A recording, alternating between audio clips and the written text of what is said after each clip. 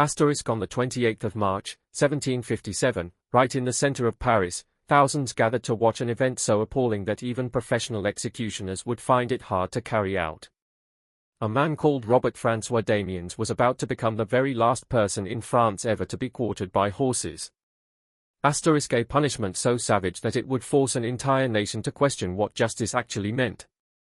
This was not the fate of some blood-soaked killer or traitor to the state, but of an ordinary household servant whose sole offense had been to raise his hand against the sacred person of absolute monarchy. The story of Damiens' death is far more than a tale of lingering medieval cruelty that somehow survived into the Age of Enlightenment. It marks the violent clash between an ancient order frantically clutching at divine right authority and an emerging world that had begun to doubt the legitimacy of unchecked power. What took place on that cold March afternoon would reverberate through the gilded halls of Versailles, the intellectual salons of Paris, and help feed the revolutionary fire that would engulf France only 32 years later. To grasp the full weight of that day, we first have to meet the unremarkable man who stood at its center. Robert-François Damiens was no fiery pamphleteer, no conspiratorial genius. He was an ordinary soul pushed to a single desperate gesture that would cost him his life and expose the monstrous face of absolute power when it feels even slightly threatened. The punishment selected for him, quartering by horses, had for centuries been kept in reserve for only the most unforgivable attacks upon the crown. Known in French law as l'écartèlement, it was never intended simply to kill, it existed to broadcast the king's total dominion over the bodies and very souls of his subjects. It was theatre every bit as much as it was justice, a carefully staged public horror designed to freeze any thought of rebellion in its tracks. Yet on that March day in 1757 something went terribly wrong. An execution meant to flaunt royal might ended up exposing its hollowness. The horses refused to cooperate, the executioners faltered, and even the watching crowd appeared to turn against the spectacle of cruelty unfolding before them. What was supposed to be a rapid display of sovereign power turned into hours of protracted torment, with Damiens somehow clinging to life while his body was slowly torn to pieces. The detailed reports left by those who watched read like dispatches from mankind's worst nightmares.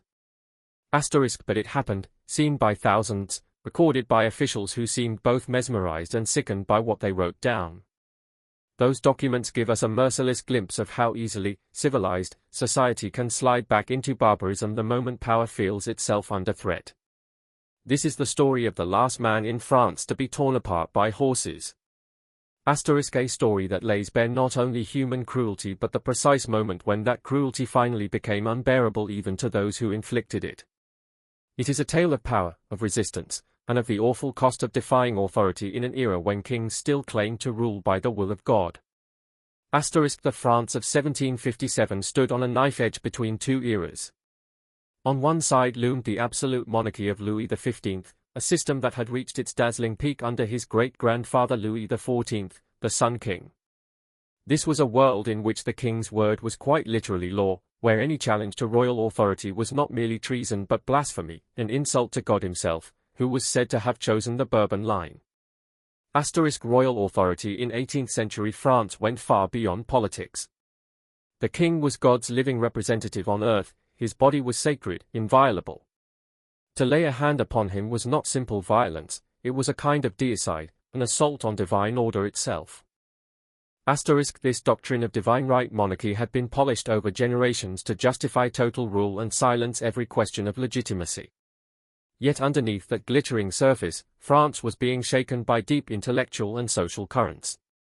Enlightenment ideas were spreading fast through Parisian salons and provincial cafes. Writers like Voltaire and Diderot were daring to scrutinize every traditional authority, the church, the monarchy, the entire old regime. An increasingly literate and skeptical public was discovering that the foundations of the ancient order were crumbling. That tension between old and new made the atmosphere at Versailles dangerously explosive. Louis XV, unlike his legendary predecessor, was widely seen as weak, vacillating, and far more interested in his string of mistresses than in ruling. The 7 Years' War was bleeding the treasury dry, French arms were suffering humiliating defeats that chipped away at the crown's prestige. Criticism of the king, once unthinkable, was growing louder and bolder. Into this powder keg stepped Robert-François Damiens, an utterly ordinary man whose very ordinariness made his act all the more shattering. Born in 1715 in the little village of La Thouloy near Arras, Damiens belonged to the bottom rung of society. He was a domestique, a drifting household servant who never managed to settle into the rigid hierarchy of the Ancien regime. He had worked in many houses, including those of several magistrates of the Parliament of Paris, the same high court that frequently locked horns with royal power. In those corridors he must have overheard endless talk of the king's misgovernment and the growing resentment against absolutism. Some historians believe that constant exposure to such conversation helped shape what he later did. The France that formed Damiens was a land of brutal contrasts and iron hierarchies. At the summit sat the king in the blinding splendor of Versailles.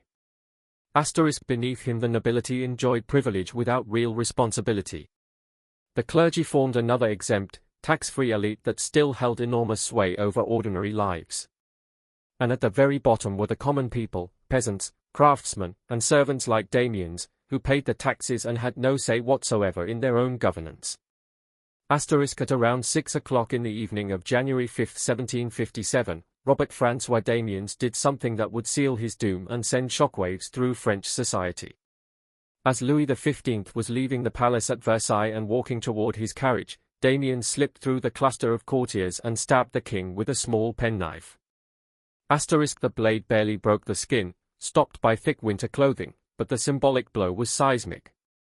The attack happened in the marble courtyard of Versailles in front of dozens of witnesses. Damiens did not run. He seemed almost stunned by his own audacity. When guards seized him, he is reported to have said, "I didn't want to kill the king, I only wanted to touch him, to make him think about how unhappy his people are." If those words are true, they reveal everything about his intent, not regicide, but a frantic, clumsy protest. Chaos erupted instantly.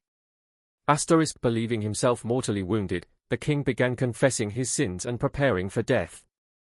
Panic swept the court, rumors flew that this was the opening move in a vast Republican plot. Security around the royal family was tripled, and a huge investigation swung into action to find accomplices. What made the incident even more alarming was how utterly spontaneous it appeared. Unlike famous assassination attempts elsewhere in Europe, there was no trace of any wider conspiracy. Damiens seemed to have acted completely alone, driven by motives that baffled even him. Under interrogation he gave rambling, contradictory answers, sometimes claiming divine inspiration, sometimes simple anger at the suffering of the people. The weapon itself, a tiny folding knife, was hardly an assassin's tool. The shallow wound suggested either clumsiness or, as Damiens insisted, a deliberate choice only to touch the king. Yet in the theology of absolute monarchy, any physical contact with the royal person was sacrilege beyond forgiveness. The investigation that followed exposed the raw paranoia eating at the heart of the regime. Damiens was questioned again and again, usually under torture, as officials hunted desperately for a conspiracy that probably never existed. Every corner of his life was turned inside out, his past employers, his friends, his movements in the weeks before the attack. The regime's reaction showed both its strength and its terror. On one hand, the lightning arrest and the massive security response proved how much power the monarchy could still mobilize. On the other, the frantic witch hunt and the decision to make a horrific example of Damiens betrayed a system that lived in mortal fear of its own subjects. Legal proceedings against Robert-François Damiens began the moment he was arrested, though proceedings is almost too dignified a word. When the king is both fountain of justice and the victim, only one verdict is possible. The trial was not about guilt, that was obvious, but about choosing a punishment terrible enough to match the crime of lèse-majesté. The court that judged him was the Parliament of Paris, the same body in whose houses he had once served. Contemporary writers noted the bitter irony: the former lackey would now be condemned by the very magistrates whose anti-royal gossip he had once overheard. Mercy was never an option. The judges knew the entire social order rested on making a terrifying example of anyone who dared touch the sacred person of the king. The formal charge was parricide, not the murder of a father, but the attempted murder of the father of the people, as the king was ceremonially styled. That charge carried the most dreadful penalty French law still possessed. Asterisk the sentence was read out with solemn pomp. Damiens would be taken to the Place de Grève, the ancient execution square of Paris. There his flesh would be torn with red-hot pincers, boiling lead poured into the wounds, and the hand that struck the king burned away with sulphur. Only then would he be bound to 4 horses and ripped apart, his remains burned and the ashes scattered. Asterisk the ritual was deliberately symmetrical. Just as he had violated the king's sacred body, his own body would be systematically violated and annihilated. And it would all happen in public, so that every soul in France would learn the price of rebellion. Asterisk preparations dragged on for nearly 3 months while Damiens languished in the conciergerie, the grim prison attached to the Palais de Justice. Throughout that time he was interrogated and tortured repeatedly, officials still unable to accept that one insignificant man could have acted alone. Asterisk accounts from the prison describe his behavior as erratic, sometimes resigned, sometimes defiant, veering between claims of divine mission and simple pity for the poor. None of it changed his fate. Dawn on March 28, 1757 broke cold and grey over Paris. By first light, huge crowds were already gathering in the Place de Grève, the old execution ground beside the Seine that had seen centuries of death. Asterisk medieval buildings ringed the square, wooden viewing platforms had been thrown up so the wealthy could watch in comfort. The execution was set for noon, and every detail had been rehearsed. The master executioner, Charles-Henri Sanson, came from a dynasty of royal headsmen.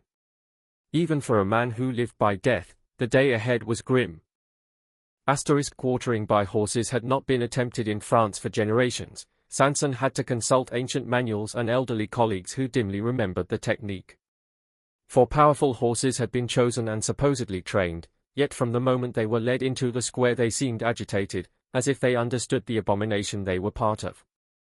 Asterisk observers noted the symbolism, even the dumb beasts appeared to revolt against what was being asked of them. In the center of the square stood the scaffold, fitted with ropes and chains. Red-hot pincers, pots of molten lead, and burning sulphur waited in braziers. Everything was ready to inflict maximum pain and maximum meaning. Asterisk as morning wore on, the crowd swelled. This was no ordinary hanging. People had traveled from afar to witness a punishment most thought belonged to the Dark Ages rather than the enlightened 18th century. Nobles watched from balconies, commoners packed the streets. Food sellers and wine merchants did brisk business. The mood was half festival, half dread. Asterisk when Damiens finally appeared, dressed in a plain white shirt, he looked smaller and far more ordinary than anyone expected. There was no wild-eyed fanatic, just a bewildered middle-aged man facing the unthinkable. That very ordinariness somehow made everything worse. Asterisk at noon precisely the preliminary tortures began. Red-hot pincers tore strips of flesh from his body, he screamed. Boiling lead was poured into the wounds, his cries echoed across a suddenly silent square. His right hand, the hand that had touched the king, was held in burning sulphur until the flesh blackened. Asterisk through it all he stayed conscious, fully aware of every second of agony. Those torments, awful as they were only the overture.